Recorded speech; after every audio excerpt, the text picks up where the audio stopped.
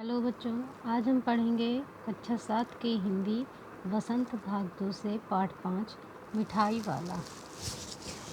प्रस्तुत पाठ भगवती प्रसाद वाजपेयी जी के द्वारा लिखा गया है और इस पाठ में उन्होंने एक फेरी वाले के मर्म स्पर्शी भावों के बारे में बताया है और जो एक पिता रहता है और उसका परिवार एक घटना से बिछड़ जाता है, कोई दुर्घटना होती है तो वो बिछड़ जाता है।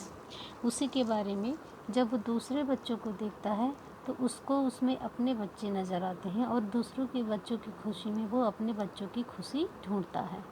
इसी का इस पाठ में चर्चा की गई है। तो आइए आगे पढ़ते हैं। बहुत ही मीठे स्वरों के साथ वह गलियों में घूमता हुआ कहता, बच्चों को बहलाने वाला, खिलौने वाला। इस अधूरे वाक्य को वह ऐसे विचित्र किंतु मादक मधुर ढंग से गाकर कहता कि सुनने वाले एक बार अस्थिर हो जाते। मतलब कि जो सुनता था वो बिना उसको देखे या उसकी आवाज़ को सुन के वहाँ हिलने डुले, मतलब ये है कि उसकी आवाज़ को सुनने के लिए वो चल पड़ता था या जहाँ भी कहीं होता था वो वहाँ से उठ के देखने लगता था। उसके स्नेहाभिषिक्त कंठ से फूटा हुआ गान सुनकर निकट के मकानों में हलचल मच जाती। स्नेहाभिषिक्त मतलब कि प्रेम भाव से युक्त। छोटे छोटे बच्चों को अपनी गोद में लिए युवतियाँ चीकों को उठाकर छज्जों पर नीचे झांकने लगती। चीकों का अर्थ होता है घूंघट। अपने घूंघट को उठा करके जो छत पर छज्जे होते थे उसके नीचे से झांकने लगती थी, उसके ऊपर से।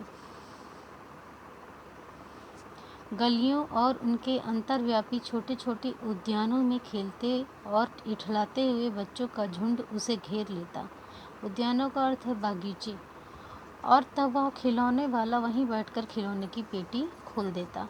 बच्चे खिलौने देखकर पुलकित हो उठते, मतलब कि बहुत वो खुश हो जाते थे।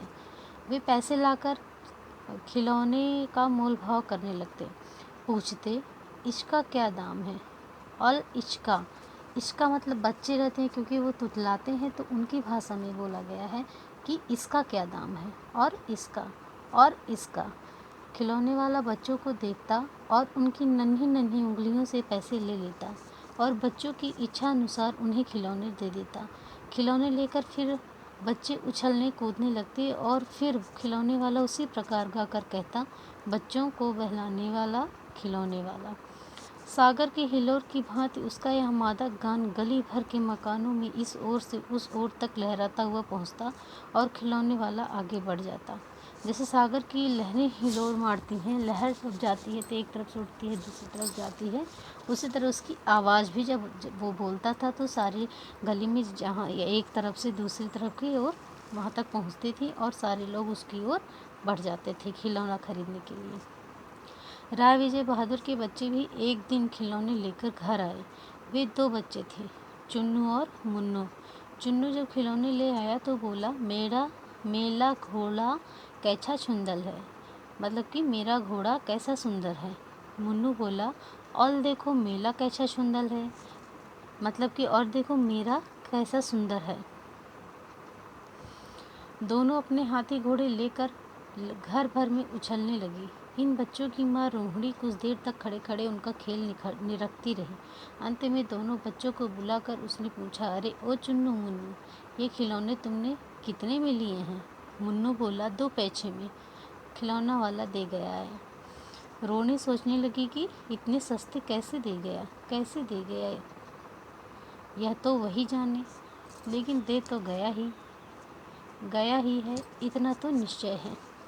मतलब कि वो सोच रही थी, वो पूछती है अपने बच्चे से कि ये पैसा कितने पैसों में दिया, तो 2 पैसे में जब बच्चे बताते हैं तो उसको लगता है कि इतना सस्ता कैसे दे गया, लेकिन दे तो गया ही, चलो ठीक है।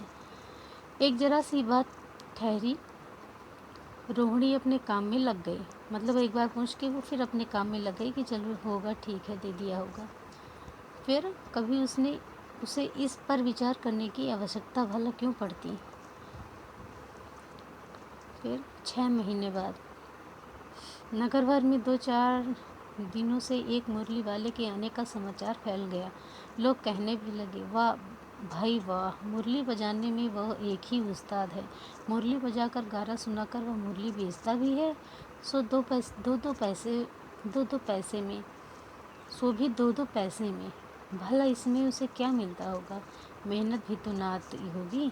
मतलब जो गांव के लोग थे वो एक बातें कर रहे थे कि इतना सुंदर मुरली बजाने में एक वो कितना उस्ताद है, मतलब बहुत माहिर है। और वो मुरली भी बेचता है, गाना भी सुनाता है, वो भी सिर्फ दो दो पैसे में, इतने सस्ते में। इससे उसे क्या मिलता होगा? जितने उसकी मेहनत होती होगी उतने में उतना भी वो नहीं पाता है, लेकिन फिर भी वो मुरली बजाता है, सुनता है और बच्चों को बेचता है। एक व्यक्ति ने पूछ लिया, कैसा है वह मुरली वाला? मैंने तो उसे नहीं देखा। उत्तर मिला, उम्र तो अब उसकी अभी अधिक नहीं होगी, ये 30-32 का होगा। दुबला पतला गोरा युवक है, बीकानेरी रंगीन साफा बांधता है। वही तो नहीं जो पहले खिलौने बेचा करता था? क्या वह पहले खिलौने भी बेचा करता था? हाँ, जो आकार प्रकार तुमने बतलाया है उसी प्रकार का वह भी था। तो वही होगा भाई। पर भाई वह एक उस्ताद, मतलब कि वो कहता कि हाँ ठीक है, वो जो बेचता होगा मुरली वो बहुत अच्छी मुरली बजाता है। चाहे जो भी हो सकता है वो पहले जो खिलौने बेचा करता था वही हो, लेकिन है वो बहुत उस्ताद अर्थात माहिर अपने काम में। प्रतिदिन इसी प्रकार उस मुरली वाले की चर्चा होती। प्रतिदिन नगर की प्रत्येक गली में उसका मादक मृदुल स्वर सुनाई पड़ता। बच्चों को बहलाने वाला मुरलिया वाला। अब पहले वो बेचता था तो बच्चों को बहलाने वाला खिलौने वाला। अब वो क्योंकि मुरली बेचता है तो इसलिए वो कहने लगा कि बच्चों को बहलाने वाला मुरलिया वाला। रोहिणी ने भी मुरली वाले का यह स्वर सुना। तुरंत ही उसे खिलौने वाले का स्मरण हो आया। उसको उसके खिलौने वाले की याद आ गई। उसने मन ही मन कहा, खिलौने वाला भी इसी तरह गा कर खिलौने बेचा करता था। रोहिणी उठकर अपने पति विजय बाबू के पास गई। जरा उस मुरली वाले को बुलाओ तो चुन्नू मुन्नू के लिए ले लूं। क्या पता यह फिर इधर आए ना आए। वे भी जान पड़ता है पार्क में खेलने गए हैं। विजय बाबू एक समाचार पत्र पढ़ रहे थे। उसी तरह लिए हुए वे दरवाजे पर आकर मुरली वाले से बोले, क्यों भाई, किस तरह देते हो मुरली? किसी की टोपी गली में गिर पड़ी, किसी का जूता पार्क में ही छूट गया और किसी की सोथनी अर्थात पैजामा ही ढीली होकर लटक आई। इस तरह दौड़ते हाँफते हुए बच्चों का झुंड आ पहुँचा। सब एक स्वर से बोल उठे, हम भी लेंदे मुरली, हम भी लेंदे मुरली। मतलब हम भी लेंगे मुरली, हम भी लेंगे मुरली। मुरली वाला हर्ष गदगद हो उठा, अर्थात खुशी से झूम उठा, बहुत प्रसन्न हो गया। सबको देंगे भैया, लेकिन जरा रुको, ठहरो, एक एक को आने दो, एक एक को देने दो। अभी इतनी जल्दी है कि हम कहीं लौटे थोड़े ही जाएंगे। बेचने तो आए ही हैं, और हैं भी इस समय मेरे पास एक दो नहीं, पूरे 57। मतलब कि मेरे पास एक दो मुरलियाँ नहीं हैं, हम तो बेचने ही आए हैं, हम कहीं भागे नहीं जाएंगे। तो आराम से एक एक लोग लीजिए, मेरे पास पूरी 57 मुरलियाँ हैं। हाँ बाबूजी, क्या पूछा था आपने? कितने में दी? दी तो वैसे 3-3 पैसे के हिसाब से हैं, पर आपको 2-2 पैसे में ही दे दूँगा।